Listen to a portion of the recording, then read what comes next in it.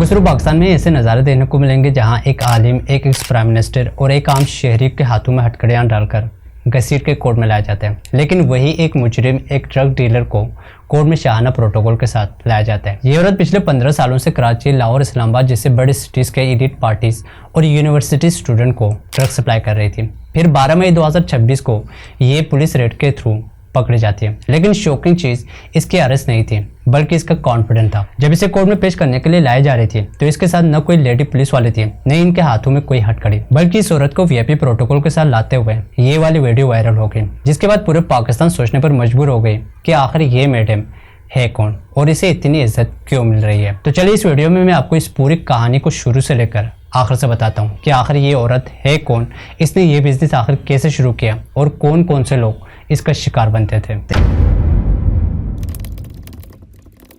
Police के initial investigation report के मुताबिक इस औरत का असल नाम अनमोल इलियास है, जिसका ताल्लुक पंजाब के कसूर डिस्ट्रिक्ट से, लेकिन पिछले कई सालों से ये कराची के बलोच पारा इलाके में रह रही थी। सिर्फ 14 साल की उम्र में इसने मॉडल बनने के लिए अपनी कोशिशें शुरू की।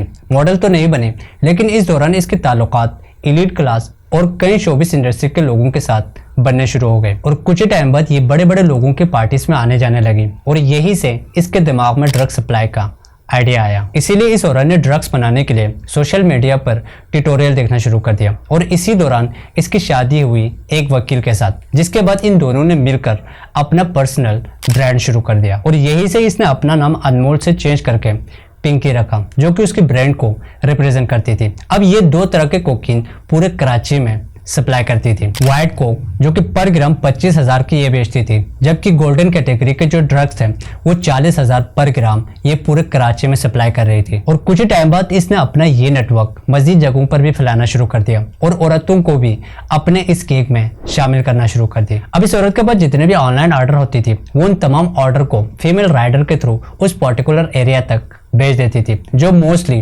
डीएचए, क्लिफ्टन और मुख्तलिफ यूनिवर्सिटीज के स्टूडेंट की तरफ से होती थी। लेकिन इस औरत ने अपना ड्रग्स नेटवर्क सिर्फ कराची तक लिमिटेड नहीं रखा, बल्कि उसे मजीद एक्सपेंड करना शुरू कर दिया और इस्लामाबाद, लाहौर जैसे सिटीज में भी अपना ये ड्रग्स सप्लाई करना शुरू कर दी। पुलिस के इन्वेस्टिगेशन रिपोर्ट के मुताबिक पिंकी ये सारा काम ट्रेन के थ्रू करती थी, जहाँ दो औरतें उसके पार्सल को कराची से उठाकर इस्लामाबाद और लाहौर पहुंचाते थे, जहां से राइडर आकर उस माल को उठाकर डीलर तक पहुंचाते थे। अब डीलर उस पार्सल को, जिसके अंदर ड्रग्स और कोकीन होते थे, उसको आम शहरियों तक सप्लाई कर देते थे और जितने भी पैसे बनते थे वो ऑनलाइन ट्रांसफर किए जाते थे, जिस वजह से इस पिंकी नाम की औरत और डीलर दोनों की आइडेंटिटी सीक्रेट होती थी, क्योंकि इस औरत के पास जो भी ऑर्डर आते थे वो सब के सब ऑनलाइन होती थी, जो ये अपने दो भाइयों के थ्रू वहां तक पहुंचा देती थी। इसके अलावा अगर इसे एलीट क्लास के पार्टियों में ड्रग पहुंचानी होती थी तो उसके एक भाई की गर्लफ्रेंड उसकी ये काम कर देती थी। इस तरह ये औरत हर हफ्ते ड्रग बेचकर करोड़ों रुपए के रेवेन्यू जनरेट करती थी और ये सिलसिला अभी तक जारी रहता अगर ये पुलिस को चैलेंज नहीं करती। असल में ना